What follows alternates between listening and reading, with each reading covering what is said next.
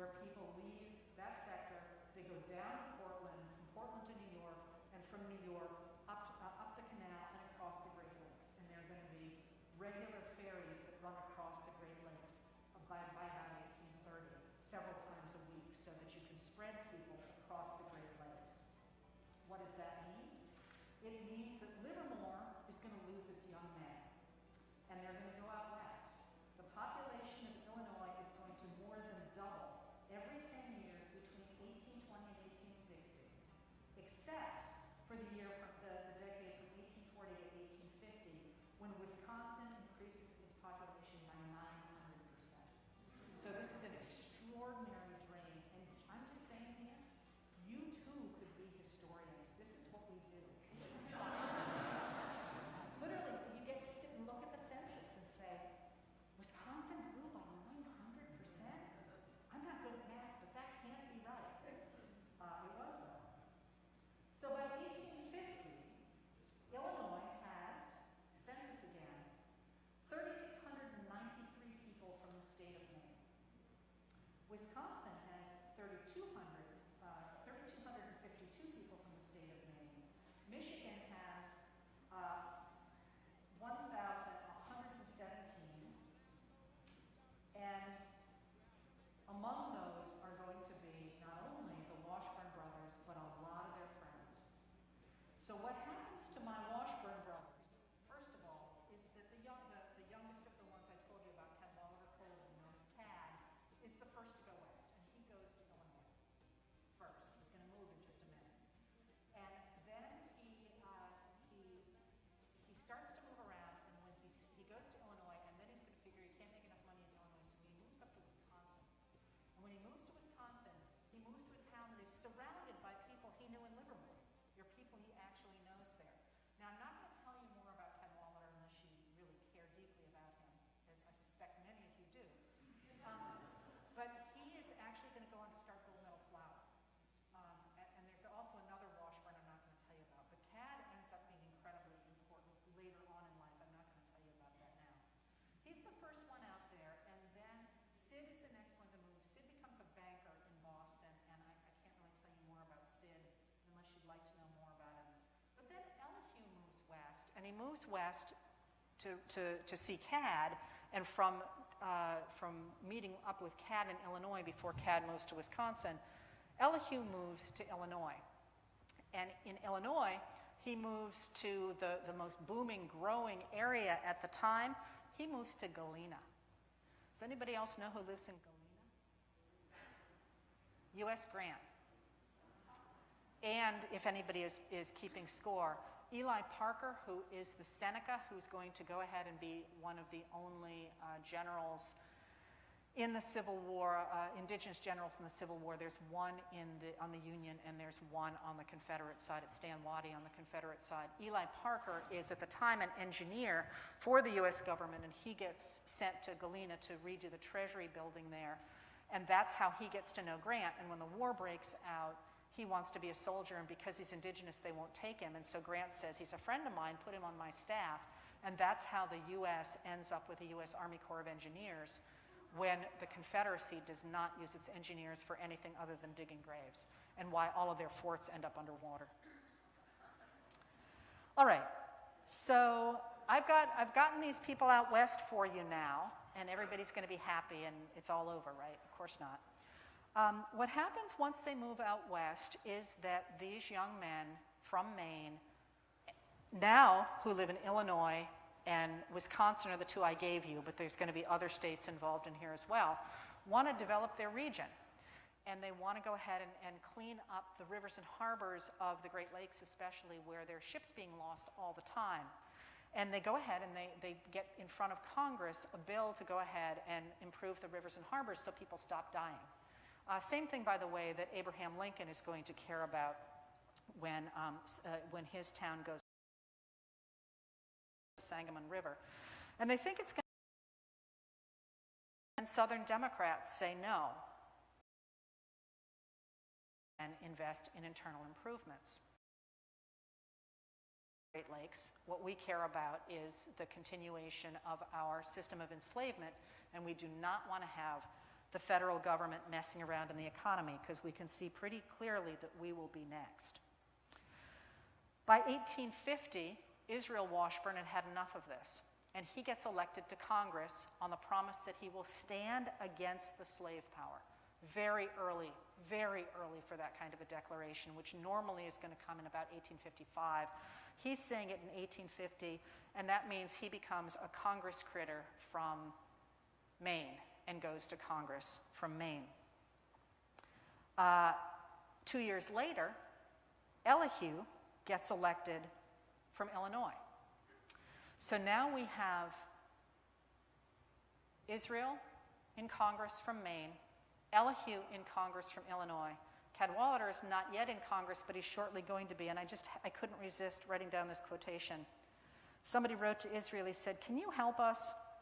The Washburns, being at least a quorum of the House, of course can carry anything. The executive, judiciary, Senate, and Washburns constitute the government. Read or show this to the other 50 or 60 of your brothers. Call a caucus call a caucus of the Washburns and see if the measure can't pass." But when they go into Congress in the 1850s, Israel warns about oligarchy. He says, in the same kind of terms that other people, including Abraham Lincoln, are going to be using very shortly, he worries, quote, that the money power will be too much centralized, that the lands and property of the country may come to be held or controlled by a comparatively small number of people. That's 1852, he says that. And in 1854, of course, we get the culmination of that fire bell in the night with the passage of the Kansas Nebraska Act of 1954. Trivia point here, that's my favorite law in American history. I know you all have them too. The Kansas Nebraska Act is the act that Stephen Douglas gets forced through Congress that repeals the Missouri Compromise. It says that, in fact, the South can take its enslaved people, white enslavers can take their, what they consider their property into the land that had been left free under the Missouri Compromise in the Louisiana Purchase. So all those lands above the southern, the line along the southern border of Missouri, above that, are supposed to be free under the Missouri Compromise, and everything below that had already been claimed by the South. But with the Kansas Nebraska Act, all that land was suddenly now going to be open to enslavement. Not only is that a problem if you're against slavery, it's a problem because if all those lands become slave states, the slave states will overawe the free states in Congress, both in the House of Representatives and in the Senate, and they have already said that they are going to make human enslavement national. So here you've got all these men who had watched their state be tied to Missouri in order for them to get their statehood, and all of a sudden that law just ended up in the trash. So what happens? On May 9th, 1854, Israel Washburn calls a meeting in Washington of about 30 other congressmen.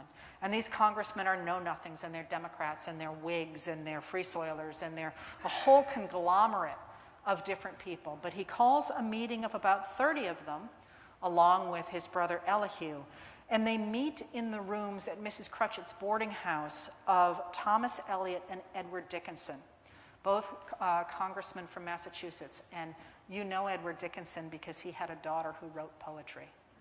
And she was not yet a recluse. She did actually visit her father in Washington while he was there. I love the 19th century. There's only 6 people in it, and they do the rest with mirrors.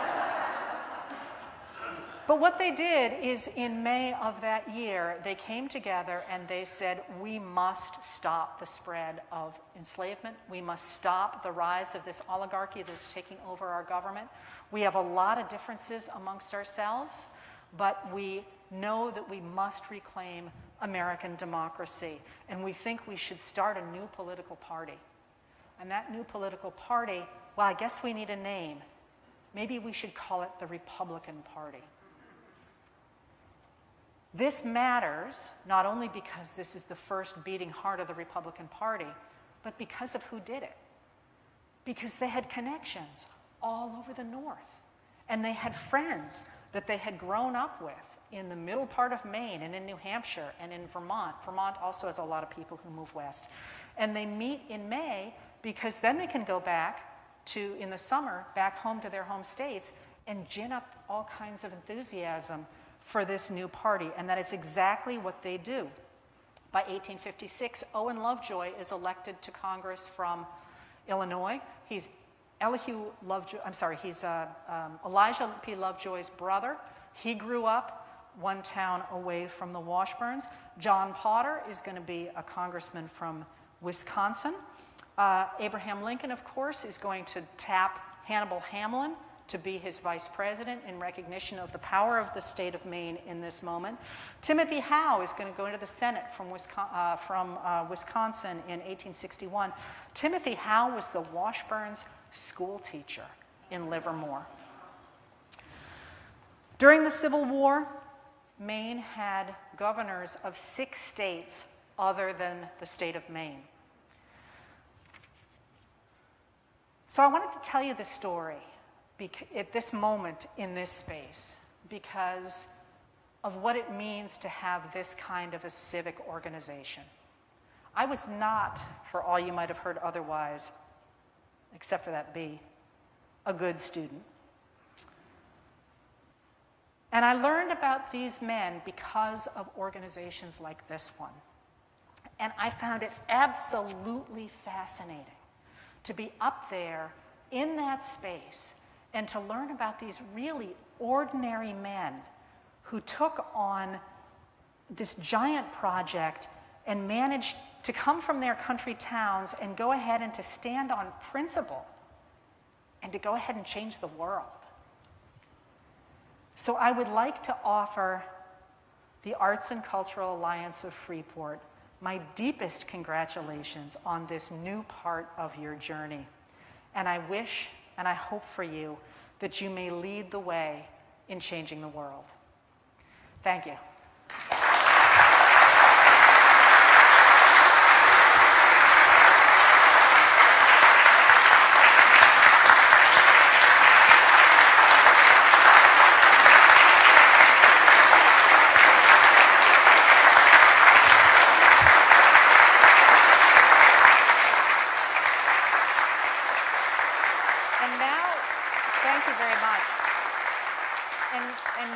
Time to talk about stuff if you would like to ask questions or throw things open.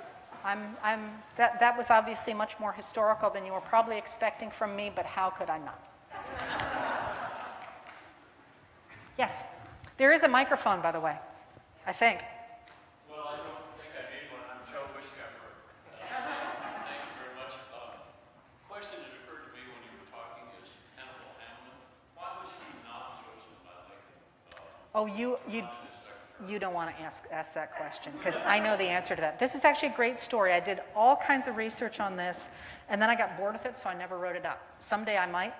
It's a great story, and it's a little bit long, but this is like the 3rd time I've told it. Okay, so Hannibal Hamlin doesn't do much during the first term. He is put on the ticket because he's from Maine.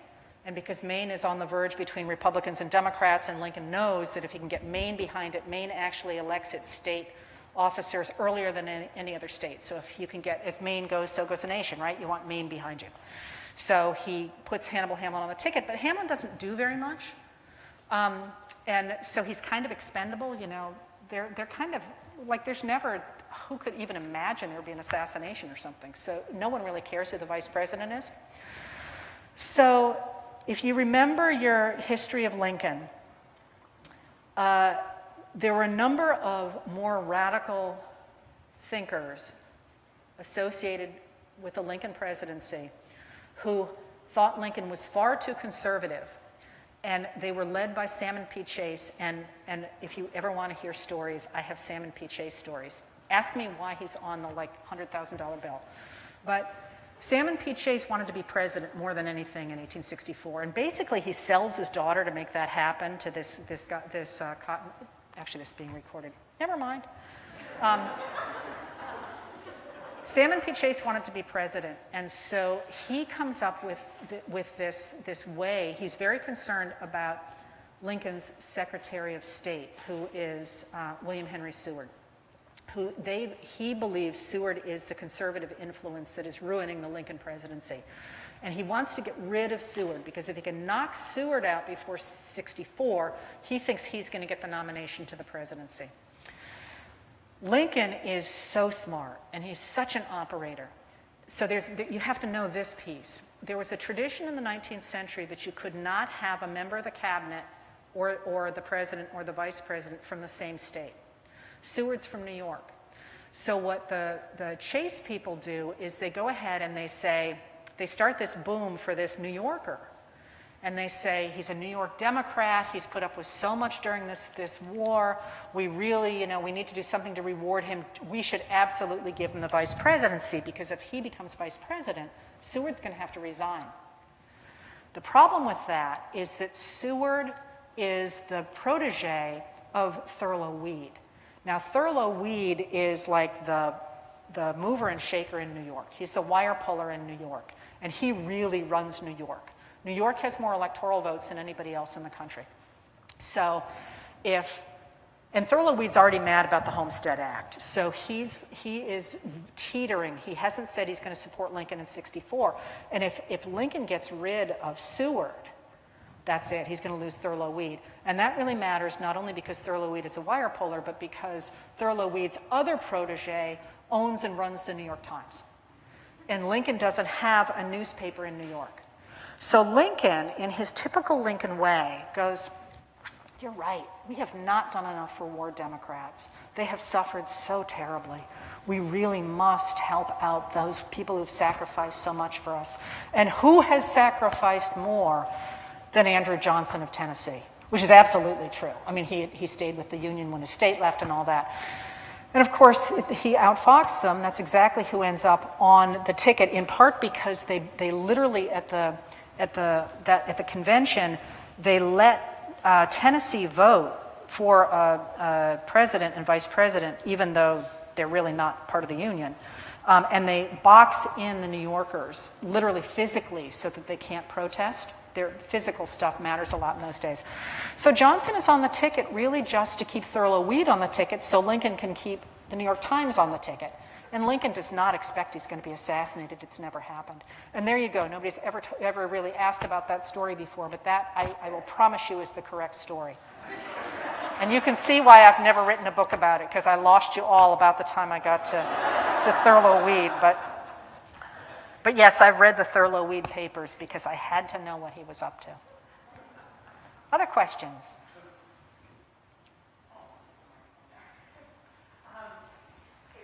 Dora Mills, and I just want to tell you, it's just what a wonderful talk. And although Livermore may be close to Augusta, it's also very close to my hometown of Farmington.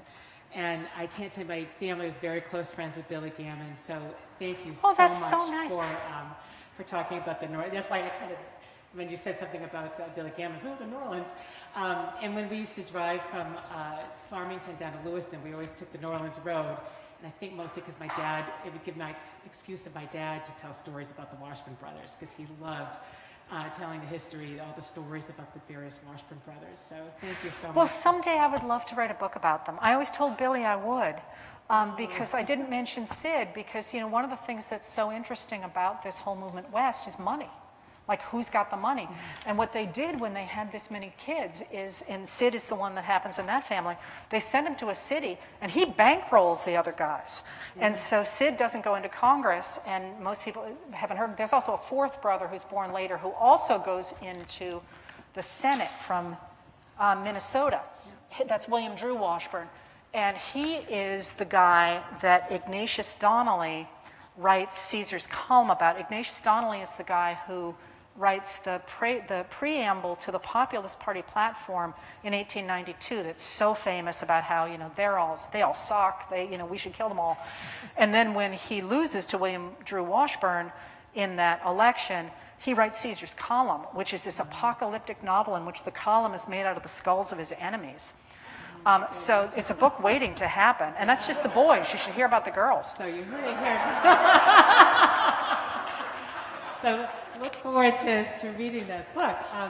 But I'm sure like everybody else here and millions of others, I wake up I'm an early riser anyway, but I think you go to sleep about the I time believe I I write to you not infrequently at 11 o'clock going, what the hell does this number mean? Somebody died.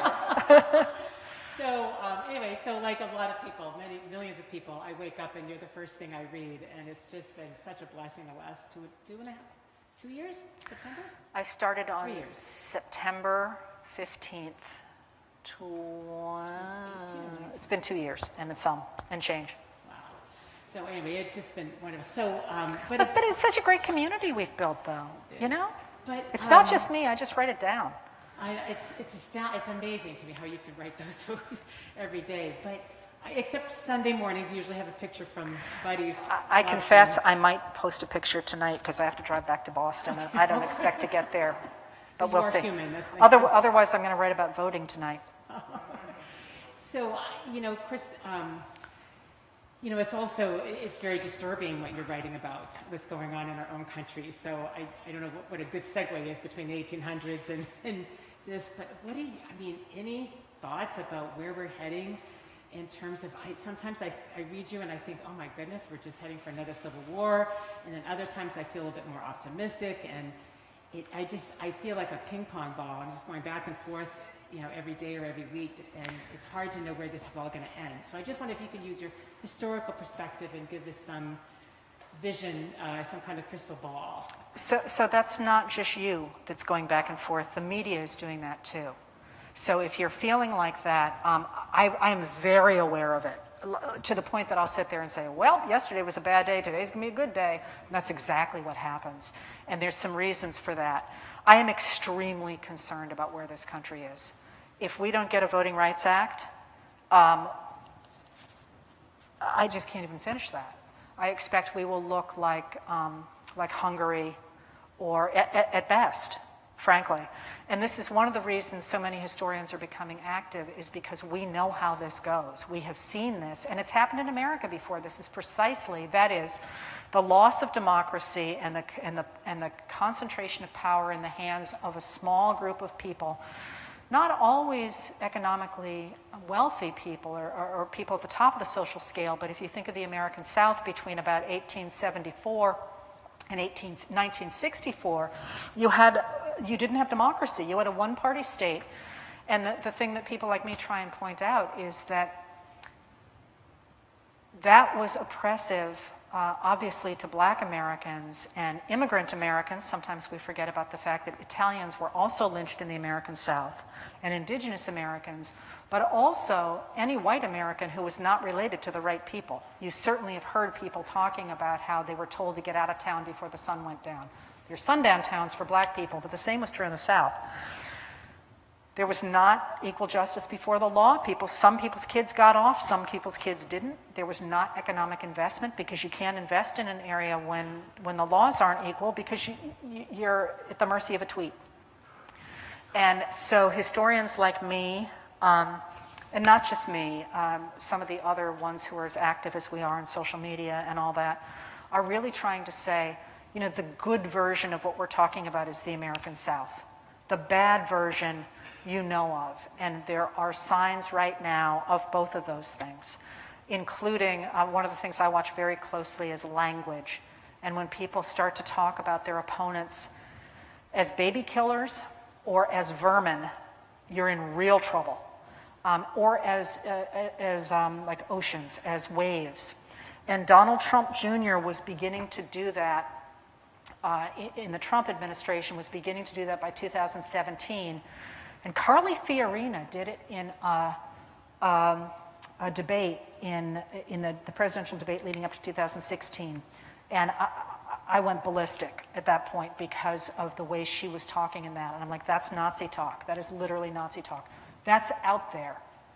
But that's the bad side, and I strongly urge you all to demand, write, call, take over social media for a Voting Rights Act, which is literally just asking to level the playing field and to claw back some of the imbalance that has been written into our system since 1986 is when the idea of voter suppression really took off in the wake of the Motor Voter Act of 1993.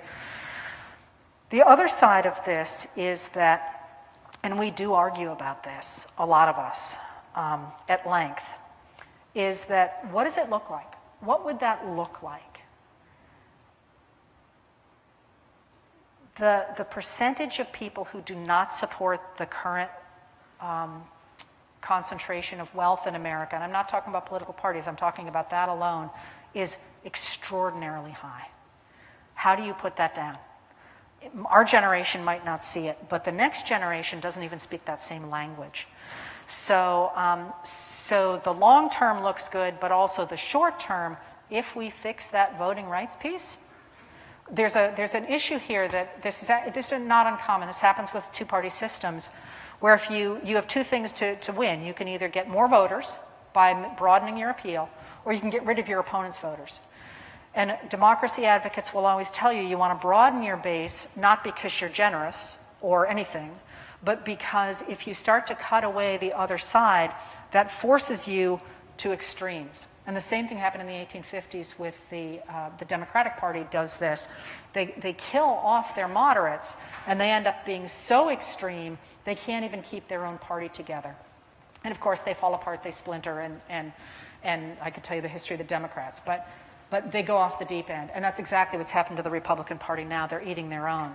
And it's just heartbreaking for somebody like me to watch. So where do I think this is going?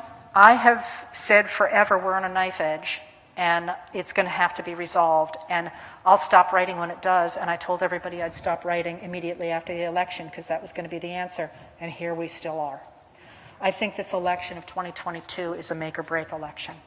I don't know if you saw today, but former President Trump's spokesperson has said the first thing on his agenda if he is reelected in 2024. Mind you, I'm not convinced he's going to run. That's a different story. But he and his people want to put through voting reform, but then they said, we're not really sure we'll have to because the states are already doing it. We've had 19 states pass 33 laws that have dramatically cut down on voting.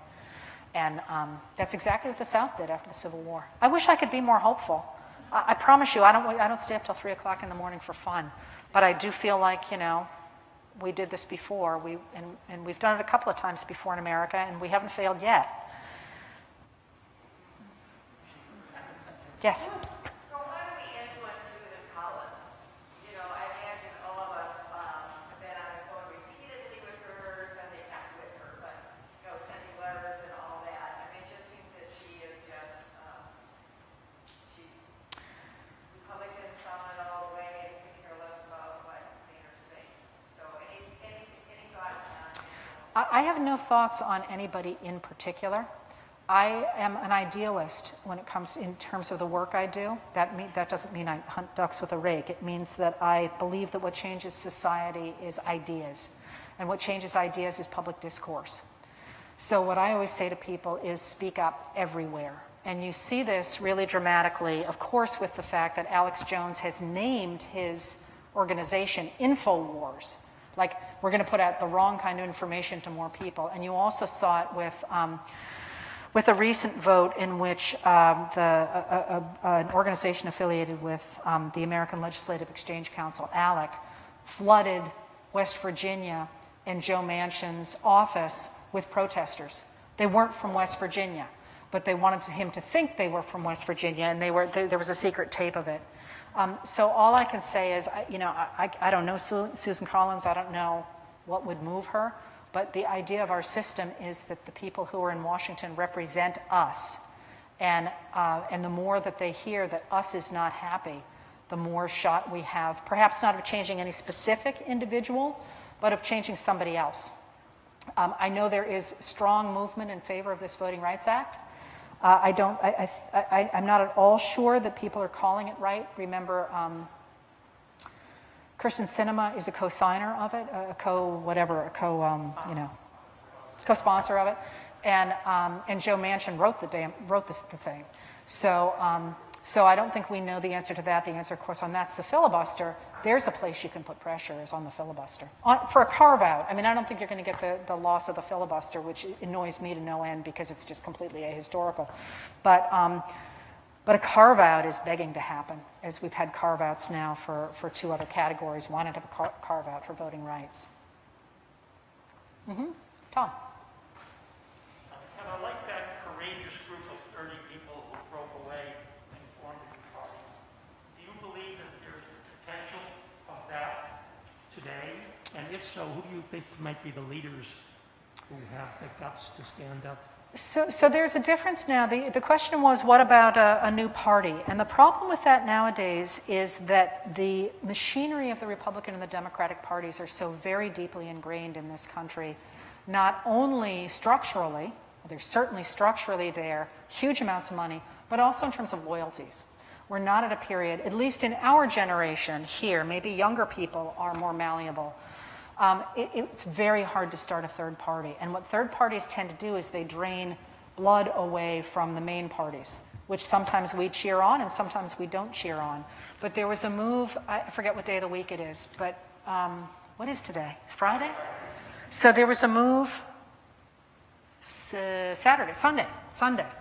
Major move on the part of a couple very well-regarded conservatives who have left the Republican Party and who came out, as the Lincoln Project did, and said, no third party, vote Democrat, because we need to stop this now. And I don't know if you saw it, but that happened today in, anybody remind me, I read it quickly. Was it one of the countries that has fallen under, has lost its democracy, reclaimed it by everybody joining together to throw out the dictator in charge. And I'm drawing a blank. Was it the Czech Republic? Yeah. So I think that's exactly what they're looking for, is to go ahead and do that. And then we can splinter again, which is precisely what Lincoln and his people did. They pulled everybody together and said, we got to stand against the Democrats. And then we'll go ahead and we'll splinter again. But that's what they thought in '55 when they really organized after the Kansas Nebraska Act. But they didn't do that. And one of the reasons that I always say that we're not really going to get extra parties, although the Maine's ranked choice voting is really interesting for that. I don't know if you watch Lisa Murkowski at all, but Alaska also has ranked choice voting, and that enables her to be very independent of the party, which is fun to watch. What the Republicans did after they said we all got to just, and Lincoln has that great quote where he says we got to, everybody picks up a hoe or a shovel or whatever, and we fight back on our own terms, and then we'll figure it all out later. Is he doesn't expect, certainly when he says that, and nobody expects of him to go ahead and articulate a new set of values for a political party, because the concept of political parties is really quite new. We really only get the concept of organized political parties in America in about 1830. So and the Whigs never really managed to pull that off in any meaningful way. So when the Republicans form, they're really not thinking about a party. And in 1858, a really horrible man, a South Carolina senator named James Henry Hammond, who's infamous for raping not only his slaves, both male and female, but his nieces. And then he put it in his diary, that's how we know. And he thought that he should be rather congratulated for not doing worse because they were so cute as little girls. He gives a speech in Congress, which you all know is the Cotton is King speech, but it's really a speech that talks about how Southern elites have figured out the world. That the founders got it wrong when they talked about all men being created equal, because that was ridiculous. Of course all men weren't created equal. And that the Southerners had figured out how to excise that from our government and create a real government, which is a hierarchy in which the really spectacular people like him were on top. And everybody else were the mudsills, the pieces of the building that were driven into the mud to hold the greater edifice above. And he gives this speech. It's quite a long speech, although you can, if anybody cares, I can tell you where you can find it. You can now get it on Google Books. And it's awful. And he says that once you're born to be a mudsill, you should stay as a mudsill. And Abraham Lincoln listens to this, and Lincoln is brilliant. He's a brilliant man. And he's just a brilliant man. And he, of course, began as a mudsill. Had a terribly poor upbringing, which is sort of interesting. But at one point when his family is living in Indiana before they moved to Illinois, they literally spend the winter in a 3-sided hut with a fire on the 4th side. And the idea that he should be a mudsill for the rest of his life is just vile to him. So in 1859, he takes that opportunity to stand up at the Milwaukee Agricultural Fair to a bunch of farmers and say, that's not how the world works. The way the world works is not what James Henry Hammond says, that we have a hierarchy and that the government should support the people at the top who take all the labor that the mudsills are creating, and they think great thoughts, and they build libraries, and they travel to Europe, and they buy paintings. The way the world really should work is that government should support the men on the make, the guys who are working hard because they innovate. And they're hungry, and they think of new ways to do things, and they change, and they grow, and the society will grow, as it doesn't when it's just the James Henry Hammonds on top of things. And when he did that, when he articulated the idea that the government should help people at the bottom, and they would produce more than they could consume, and they would then help the next tier of people, and they would help a few people at the very top, a few financiers, a few industrialists who would hire the people at the bottom, and you would have kind of, as one of my students said, a pyramid scheme in which the country always improved. The Chicago Tribune actually said, so long as we have labor in this world, so long as we have, until every beggar shall have a coach and 4, we shall never be out of labor in this world. They believed that a rising tide would lift all boats, right? That ideology, I think, got ingrained into America and is as important to who we are as the democratic ideology, which is very different, but also equally important. And I keep saying to people that if the Republican Party died tomorrow, which I don't think it will because I say of all this apparatus, although the fact that Trump packed all of the state offices with his own people is hurting the state organizations badly.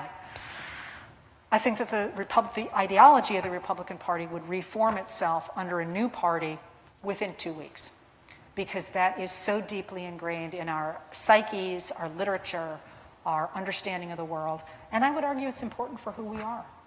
So I don't really see a third party, but I'm a prophet of the past, not the future.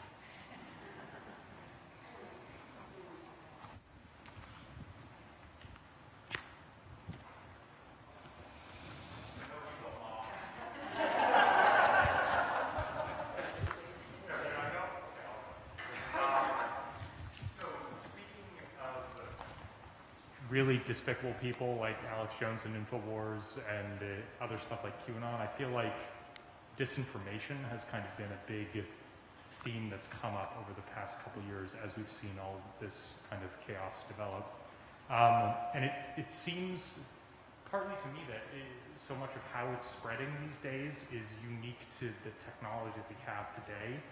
But I'm wondering if there are lessons from the past that we can take about how to kind of combat that might still be kind of relevant to helping today. Yes, although the question is disinformation nowadays, and what's different nowadays is the internet. And that, as I always tell my students, is as revolutionary as fire. It's changed everything. It's changed how we interact. It's changed our understanding of other countries. So what the internet has, and it's kind of like the Wild West now. I do think we're going to get a handle on it. Everybody's like, oh, this is it, we're all over. I don't think we're all over. We've reacted crazily to every kind of new technology we've gotten. There's always this period where people do crazy things with it and make all kinds of mistakes with it, and then we figure it out, and then we regulate it, and then we're fine. And you can see, especially with the Facebook whistleblower now being in the news as much as she is, there's already afoot an argument which has actually been out there for a while. America's got the issue of the First Amendment, so you can't regulate what's said on the internet, but you can regulate the algorithms that are currently privileging. Not only Alex Jones is out there, but the one that interests me is Dan Bongino, who is on Facebook, and he is a disinformation guy, but he doesn't actually produce very much. He is retweeted at great length by bots.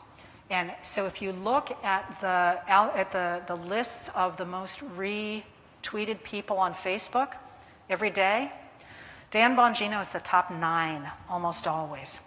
And he doesn't have anything really new. He's being retweeted by bots. They're not real people. You get rid of the bots, you get rid of the algorithms that privilege inflammatory speech, you're going to go a long way to taking care of that problem to begin with.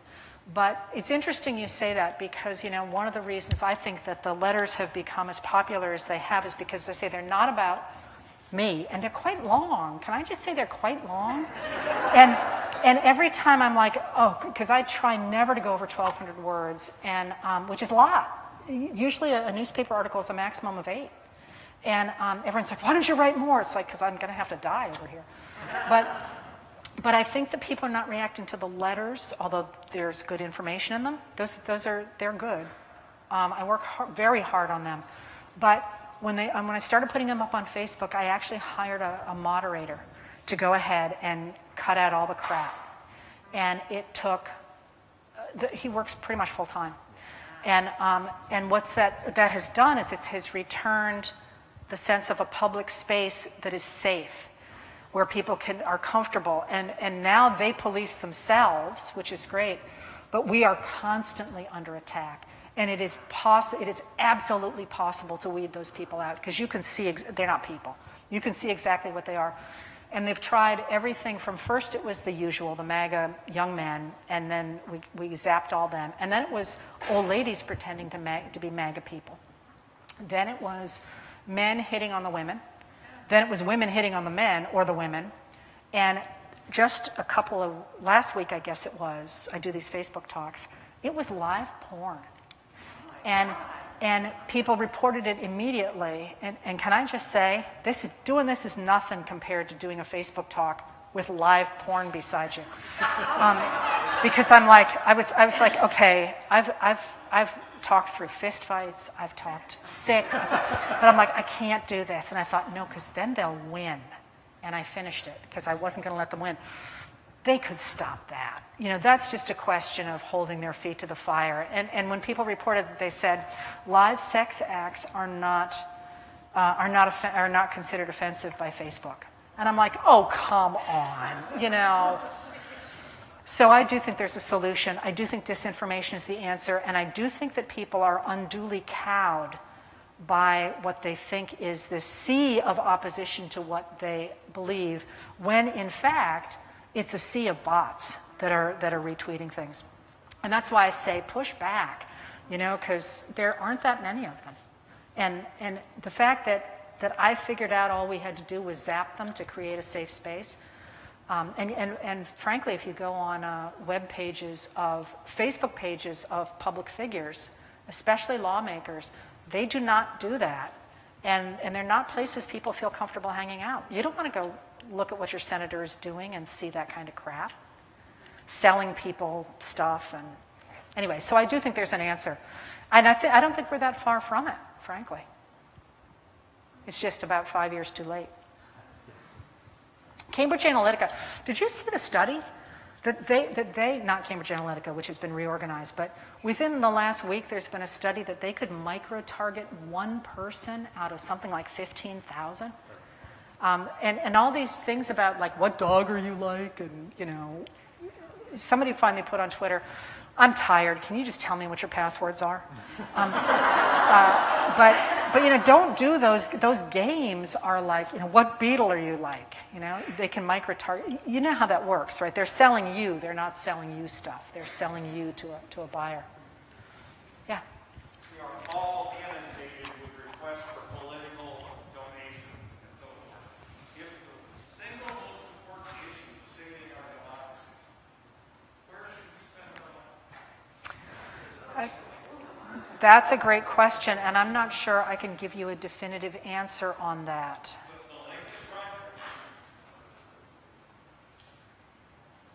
I don't feel equipped to give you a good answer on that.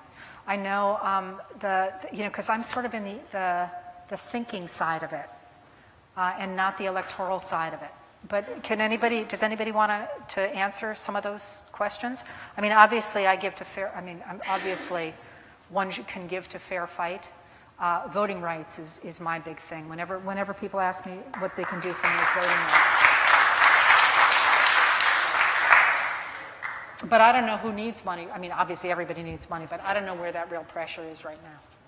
But to me, it all comes down to voting rights. If people have a right to vote, they're not inundated with crap from bots, I believe that people will make good decisions. I also, by the way, am a huge believer in public education, which is this whole CRT thing and the whole anti-mask thing in the schools. That is absolutely about destroying our public schools. It is not about critical race theory, and it is not about masks. It's about pulling people out of the schools and making their money follow them into religious schools and private schools. And there's a long history behind that, and it's a real problem.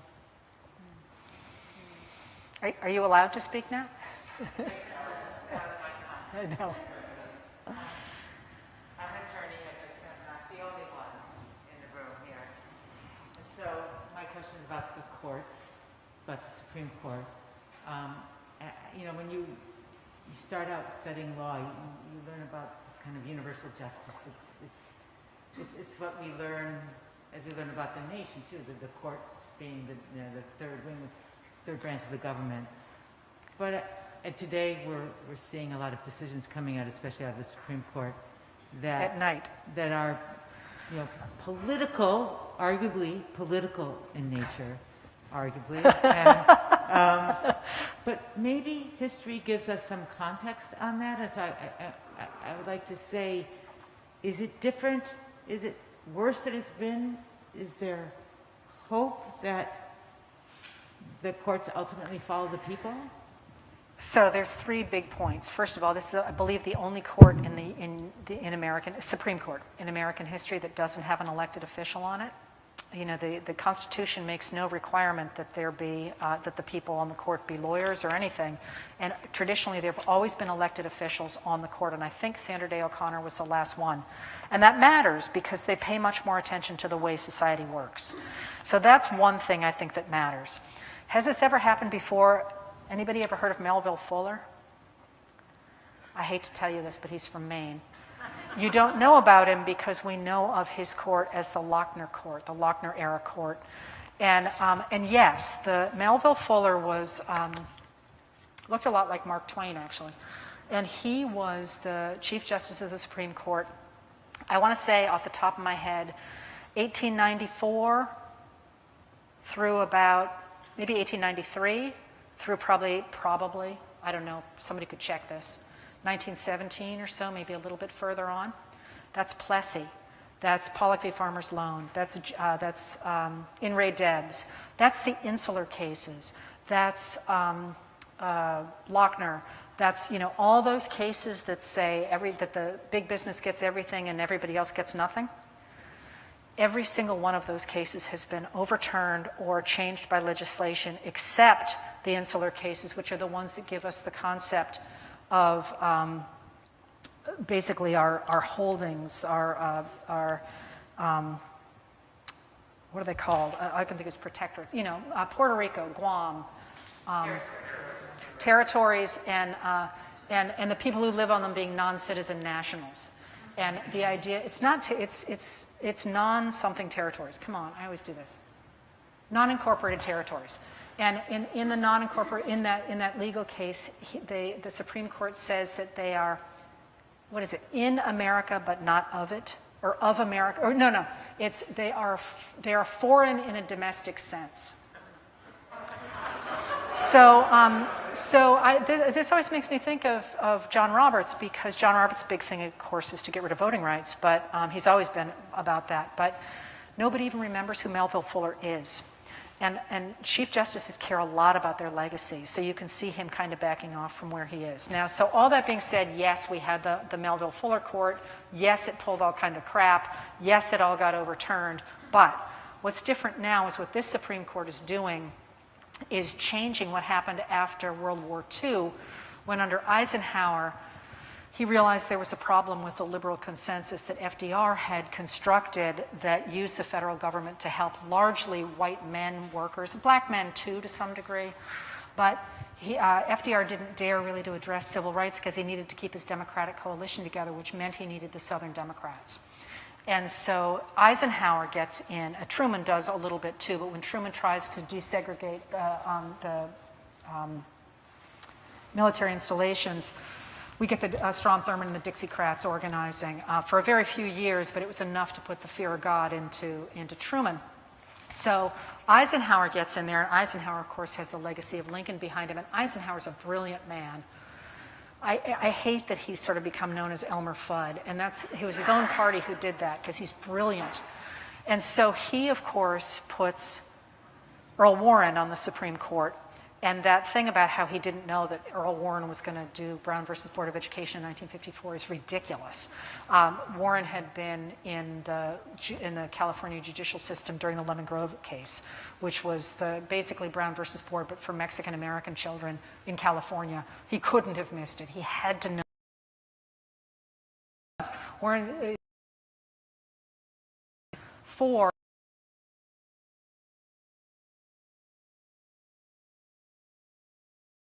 Anyway, so what happens, though, is that Warren and the Warren Court, and by the way, the Brown versus Board of Education is a unanimous decision, which is important, because what Warren does with that under a system that Thurgood Marshall didn't pioneer but really used to extraordinary effect is use the 14th Amendment, which is the one that increases the power of the federal government. It's the 13th is the first one to increase the power, the 14th is the second, the 15th is the third. And he reaches through the due process clause and the equal, and he reaches back to the first 10 amendments, the Bill of Rights, which cramp the power of the federal government to squish individuals. So it means the federal government can't take away your right of speech, or your right to petition the government, or your right to the free press. And he reaches through the 14th and applies those concepts to the states. And first the Warren Court, and then the Warren Burger Court. Warren Burger is going to be nominated by Nixon. He's also a Republican. They use that to not only address civil rights for racial minorities, but also for women. We get the Supreme Court case that gets rid of, or that makes the Burger Court that we get that we get Roe versus Wade in 1973. That's a Republican Supreme Court justice, and the decision is written by Harry Blackmun, I believe, who's also Republican. And so we have this entire jurisprudence now coming from 54 through about 1983 that uses the 14th Amendment to protect individual minority rights in this country and to regulate business, which is really what is under the burr under the saddle of most of the people in the Federalist Society. And since about, I don't remember what year Bork was he 81 or 80, you don't care, 81 or 83, somewhere in there. The reason Bork was so important is because Bork was an originalist. And originalism has gone through 4 phases, but he was saying, you can't do that. You can't use the 14th Amendment that way. We need to go back to jurisprudence before that. And if we do that, there goes all of that legislation, except Brown. They always make the exception for Brown in their hearings, and it's like, you can't throw out the argument behind all these other cases and keep Brown. And nobody seems to be talking about why they say they can keep Brown. So it's different in this moment in that the Supreme Court and what it can do is erase the gains that civil rights have made since 1954. And even when the Fuller Court was messing around saying that, separate but equal and railroad, that's actually a railroad case. Railroads can do whatever they want. Or Pollock v. Farmers Loan, that the government's not strong enough to tax anybody, which was, oh, come on. But it is strong enough to hunt down Gene Debs. There just wasn't that much to destroy. And now there's so much to destroy that that I am more concerned about the Supreme Court than most people are, because I look at the bigger picture.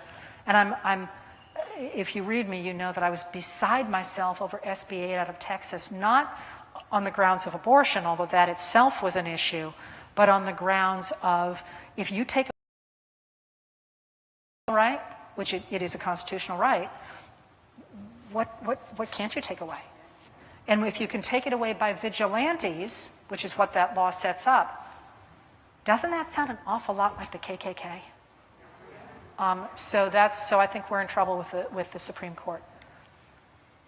I do think it's going to be interesting if anybody actually looks into the 95% of the documents about Brett Kavanaugh that we didn't see. So people are talking about packing the court and adding more seats, which I think we should just because it hasn't grown in so long. We're in a place where our democracy, our people no longer fit our mechanics, not just the Supreme Court. We've gotten, is it, I can't do the math, 4 more districts than we had. The last time we expanded the Supreme Court was under Grant in 1869. It's high time. But I wonder if, rather than expanding the court, we need to be thinking about shrinking it.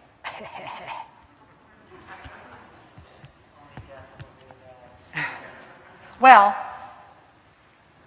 I think if we found there was something that was untoward, we do have such a thing as impeachment.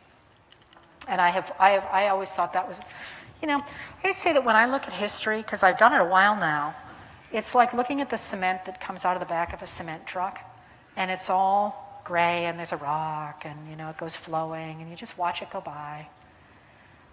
And then every once in a while, there's a kid's plastic truck or a carp jumping, and those things stand out. You get pissed off about stuff. It's like, it's kind of run-of-the-mill. It's not a big story. Kavanaugh was a big story. That was a kid's dump truck, and I just feel like we haven't quite gotten to the bottom of that one yet.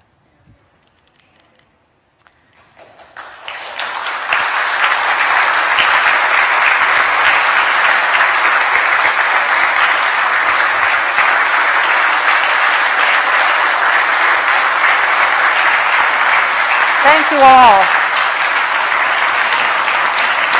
Thank you.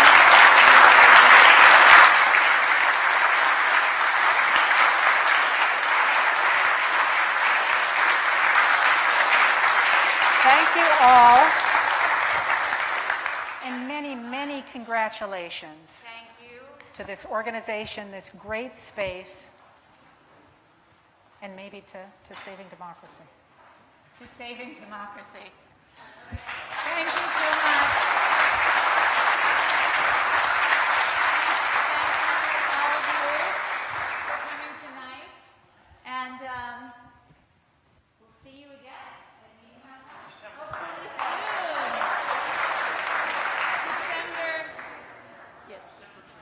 December 10th. December 10th. Mark your calendars. You'll be hearing from us. Thank you. Yes, fine, wasn't it?